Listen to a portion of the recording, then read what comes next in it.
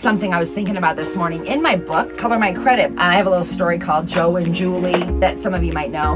You know, it's always been about a guy and a girl who both graduated from college, you know, at the same time, but I'm going to take it differently.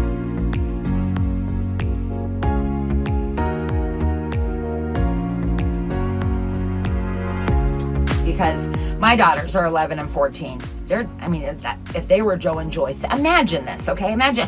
So if you have two girls, two boys, whatever, personify it for yourself, but you're two kids.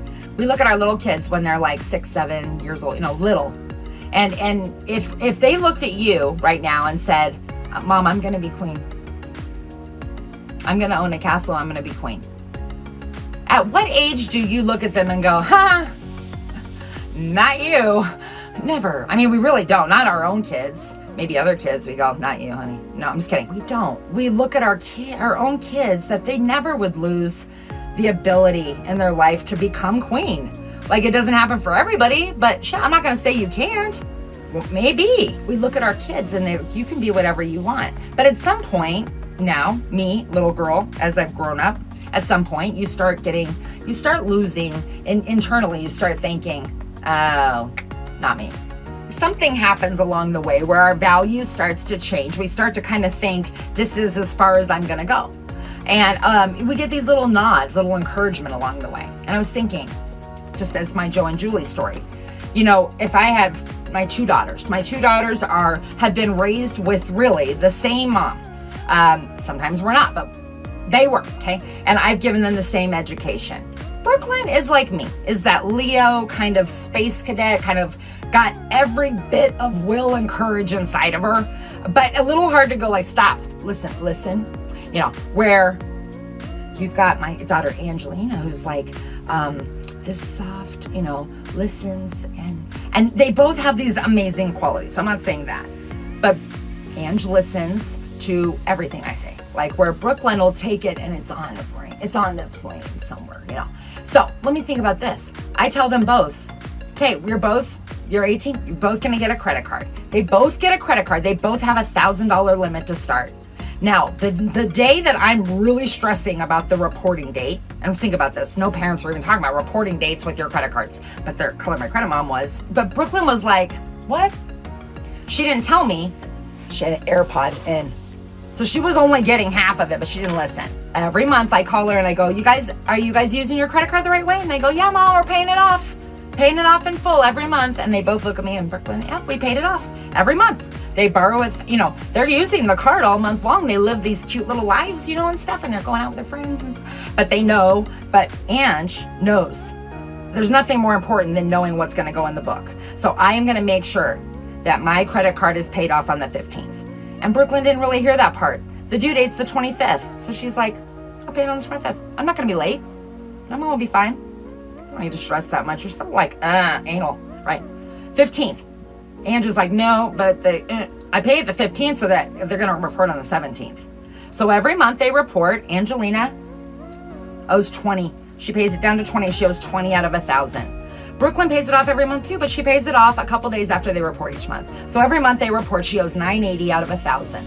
Okay, my girls both leave and they go off to college, and they're finished with college. Now they get the same grades and they get the same degree and they want to go into the same field, and they just love each other. They want to be around each other all the time.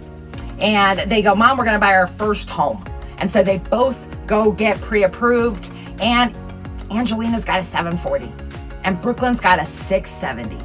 And they literally have nothing different. They both have a self-lender account, except that Angelina's card says her balance is 20 out of 1,000 and Brooklyn says 980 out of 1,000. She's paying in full every month. She's off 2 days off on when she pays that card off. So she's got a 670. She's got a 740. They both buy the same. They're buying houses right next to each other. They have the same exact down payment. Both houses are $250,000. I'm their lender. So same exact fees, everything. The only thing different between the two are the credit score. 670, 740. So the house price is $250. They're putting 5% down. But the payment difference is about $400 difference. $400 right off the bat in Angelina's budget is going into a bank account for saving. And Brooklyn's giving it to the bank, giving it to the mortgage company for the interest because of that 670. They leave the house, they go get a car. And now, and for some good reason, she got a 4% on a $25,000 car, right? And she chose a 5-year loan. Brooklyn decided, well, they want to give me like a 19% rate, and I can't afford a $600 car payment. I can afford what Ange can afford, which is like $450. And they go, no problem, we gotcha. Same car, you got it. You're just gonna have a 7-year loan, not 5, 7-year loan. But the same payment as Ange, and you're like, all right. And you walk out and you realize after that time frame is over, the amount of interest Ange will pay versus my other daughter, okay, $7,000 difference, about a $7,000 difference right off the bat, so that they can have the same car payment, right, every month. Now, if she decided to go with that higher car payment, well, add up that difference every month. Then we get into car insurance. Then we get into home insurance. Pretty soon, Ange and Brooklyn both go in and they apply for the same exact job they wanted. Okay, they both are unbelievably skilled. But the employer doesn't see scores, but he looks at the reports and he sees $20 out of 100 and $980 out of 1,000 and $20 out of 1,000 on the 2 credit cards. And they go, well, they're both amazingly, equally amazing. She looks like she's got it a little bit more together. So we're gonna go with her. We're gonna hire you too, Brooklyn, because you pay your bills on time. But she's gonna get $60,000 a year. You're gonna get 40. She's gonna be your boss. And so she goes down that road. And so before you know it, Brooklyn's confidence level is shook from her sister. What can I do? What did I do wrong? Right? What did I missed that one day? Really?